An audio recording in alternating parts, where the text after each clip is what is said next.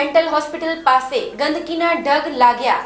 ભુજ નગરપાલિકા સફાઈ કરાવતી નથી. સ્થાનિક લોકો ત્રસ્ત બન્યા. ભુજમાં અનેક જગ્યાએ ગંદકી અને કચરાના ઢગ ખડક્યા છે, પરંતુ ભુજ નગરપાલિકા કોઈ જગ્યાએથી કચરા ઉપાડતી નથી. તે આ કચરાના ઢગ જોઈને દેખાઈ આવે છે. જ્યારે આ જગ્યાએ વર્ષોથી કચરો અને ગંદકીએ માજા મૂકી છે, પરંતુ ભુજ નગરપાલિકા કોઈ સફાઈ કરાવતી નથી.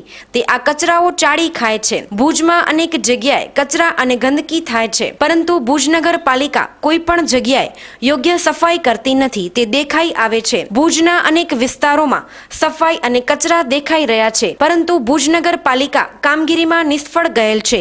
આમ ભુજના લોકોની સુખાકારી માટે ભુજ નગરપાલિકા કોઈ કામગીરી કરતી નથી. તે હકીકત છે. સફાઈ તો આનામાં એવો છે કે સફાઈ એને એકડી થાય ને 5-6 દિવાળી રહીને આવે ને અહીંયાના જો અહીંયા કને જો આવે ને કોંગ્રેસના હોય કે ભાજપના હોય અહીંયા કને બધે ને ફોટા કઢાવવા સારું બધે આવે કે અમે આ કામ કરાવીએ છીએ, ઓ કામ કરાવીએ છીએ. જ્યારે એ ચૂંટણી હોય ત્યારે બધે આવે છે. ઓમ કોઈ આવતો જ નથી અહીંયા કને પૂછા કરવા સારું. કચરાનો તો કંટ્રોલિસ ત્રાસ જ છે એનો. એ હમણાં તો કાંઈ સફાઈ જ નથી થતી અહીંયાની. અહીંયાને ભૂલી ગયા છે આ હોટને જ. એ હોટને જ્યારે ચૂંટણી આવે ને ત્યારે એને અહીંયાના જો કોંગ્રેસના હોય કે ભાજપના એ બધે અહીંયા કને આવે કે ભાઈ અમારો શું કામ છે કે અહીંયા કને ઊભા રહીને ફોટા કઢાવે કે ભાઈ હાલો અમે આ કરાવીએ. આ ફોટા સારું જ આવે છે કે અમે એને ટીવીની અંદર અમે દેખાઈએ કે અમે આ કામ અહીંયા કરાવ્યો. કોઈ નથી કરતું અહીંયા કને કામ કરી. આપણે સાંભળ્યા મુસ્તાકભાઈને કે કોંગ્રેસના હોય કે ભાજપના હોય, કોઈ પણ કાઉન્સિલર હોય છે ચૂંટણી વખતે જ દેખાતા હોય છે, બાકી કામગીરી કોઈ કરતું જ નથી.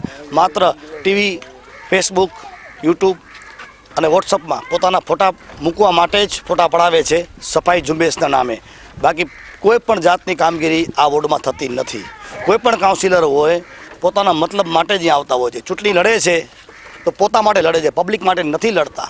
ગટર છલકાય છે, બંધ થતી નથી. ઉકેડાનો ત્રાસ આ વર્ષોથી છે, એ ઉકેડા ઉપડતા નથી. માત્ર મોટી મોટી વાતો કરવામાં ચૂંટણી વખતે આવે છે અને કામગીરીની વાત આવે છે તો નગરપાલિકા એકદમ નિષ્ફળ છે એવું લોકોને કહેવું